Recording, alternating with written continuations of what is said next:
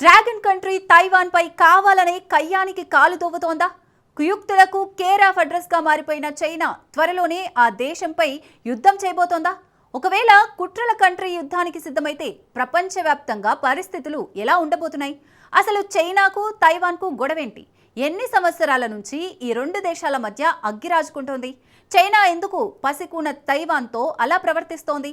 Taiwan విషయంలో జోక్యం చేసుకుంటే ఊరుకోమని చైనా అగ్రదేశాలైన అమెరికా, జపాన్లకు నేరుగా హెచ్చరికలు జారీ చేసింది. దీంతో ఒక్కసారిగా యుద్ధ మేఘాలు కమ్ముకున్నాయి.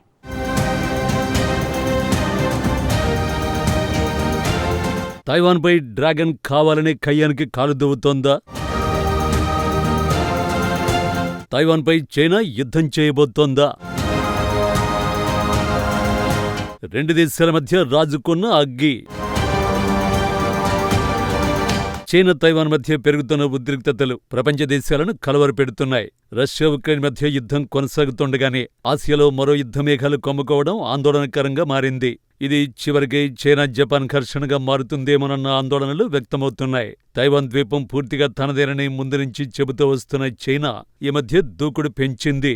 దాన్ని తనలో కలిపేసుకునేందుకు అవసరమైతే బలప్రయోగానికి వెనుకడిది లేదని హెచ్చరికలు చేస్తోంది. ఆసియా పెసిఫిక్ ప్రాంతంలో మునిపెన్నడూ లేని విధంగా యుద్ధమేఘాలు కమ్ముకున్నాయి. తైవాన్పై దాడి జరిగితే జపాన్ చూస్తూ ఊరుకోదు, మేము యుద్ధరంగంలోకి దిగుతామంటూ జపాన్ ప్రధాని సనాయే తకైచి చేసిన సంచలన ప్రకటనతో డ్రాగన్ దేశం ఒక్కసారిగా కోపంతో ఊగిపోయింది. దీనికి ప్రతిచర్యగా చైనా తన navy, air force, rocket force దళాలను తైవాన్ సరిహద్దులకు తరలించి జస్టిస్ మిషన్ 2025 పేరిట భారీ సైనిక విన్యాసాలను ప్రారంభించింది. ఈ పరిణామం ఆసియా పెసిఫిక్ ప్రాంతంలో మునుపెన్నడూ లేని విధంగా ఉద్రిక్తతల్ని పెంచింది. తైవాన్పై చైనా దాడి చేస్తే జపాన్ సైన్యం జోక్యం చేసుకోవలసి ఉంటుందని, ఇది తమ దేశం మనుగడకు సంబంధించిన సమస్యగా మారుతుందని జపాన్ ప్రధాని సనాయే తకైచి ఇటీవల పార్లమెంటులో ప్రకటించారు. ఈ వ్యాఖ్యల్ని బీజింగ్ తీవ్రంగా పరిగణించింది. చైనా అంతర్గత విషయాల్లో జపాన్ జోక్యం చేసుకుంటోందని మండిపడుతూ తక్షణమే ఆ వ్యాఖ్యలను ఉపసంహరించుకోవాలని డిమాండ్ చేసింది. దీనికి కౌంటర్గా చైనా తైవాన్ దిగ్బంధించేలా తన navy, air force, rocket force దళాలను రంగంలోకి దించింది. China people's liberation army eastern theatre command అధికార ప్రతినిధి సీనియర్ కర్నల్ షియీ మాట్లాడుతూ జస్టిస్ మిషన్ 2025లో భాగంగా సముద్ర గగనతల యుద్ధ సన్నద్ధతను పరీక్షిస్తున్నట్టు తెలిపారు. ముఖ్యంగా తైవాన్ చుట్టూ ఉన్న ప్రధాన ఓడరేవులను దిగ్బంధించడం, బయటి దేశాల నుంచి సాయం అందకుండా అడ్డుకోవడం, క్షిపణి వ్యవస్థల పనితీరును పరీక్షించడం దీని ప్రధాన లక్ష్యమన్నారు. అయితే ఇది తైవాన్ వేర్పాటువాద శక్తులకు, బయటి శక్తులకు ఒక తీవ్రమైన హెచ్చరిక అని చైనా స్పష్టం చేసింది.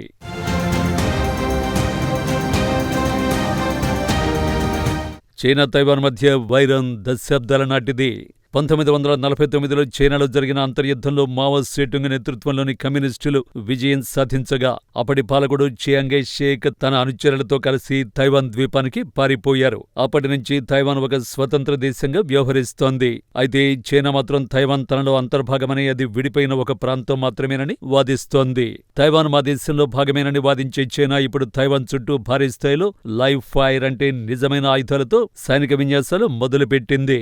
తైవాన్కు అమెరికా, జపాన్ దేశాలు అండగా ఉంటున్నాయి. ఈ చర్య అమెరికా, జపాన్ దేశాలకు ఓ గట్టి హెచ్చరిక అని రాజకీయ విశ్లేషకులు భావిస్తున్నారు. అయితే చైనాకు చెందిన పీపుల్స్ లిబరేషన్ ఆర్మీ తైవాన్ సముద్ర తీర ప్రాంతాల్లో యుద్ధ విమానాలు, బాంబులు సహా డ్రోన్లతో విన్యాసాలు చేపట్టింది. దూర ప్రాంతాల్లోని లక్ష్యాలను క్షిపణులతో ఎలా కూల్చివేయాలో ఈ డ్రిల్స్ ద్వారా చైనా సైన్యం ప్రాక్టీస్ చేస్తోంది.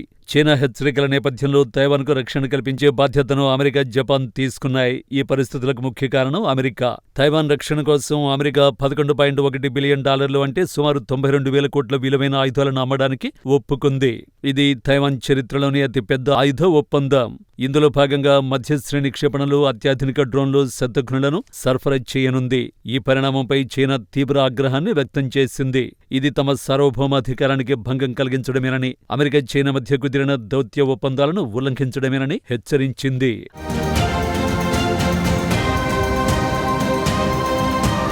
అమెరికా చేస్తున్న పని వల్ల తైవాన్లో అశాంతి పెరుగుతోంది. తైవాన్ను వెడగొట్టాలని చూసే వారికి అమెరికా సపోర్ట్ చేస్తోంది. మా దేశ భద్రత కోసం మేము ఎంతటి కఠిన నిర్ణయాలకైనా వెనకాడమని చైనా విదేశాంగ శాఖ ప్రతినిధి గువో జియాకున్ ప్రకటించారు. జపాన్ కూడా ఈ విషయంపై ఆందోళన చెందుతోంది. తైవాన్పై చైనా దాడి చేస్తే అది మా దేశ ఉనికికే ప్రమాదమని జపాన్ ప్రధాని సనాయి తకైచి గతంలోనే హెచ్చరించారు. అవసరమైతే అమెరికాకు తోడుగా నిలబడతామని కూడా చెప్పారు. అమెరికా, జపాన్ తీరుపై చైనా మండిపడుతోంది. జపాన్ తన సైనిక శక్తిని పెంచుకోవడానికి ఇలాంటి కారణాలు వెతుక్కుంటోందని, ఒకినావాలో జపాన్ సైన్యాన్ని మోహరించడం సరికాదని చైనా విమర్శిస్తోంది.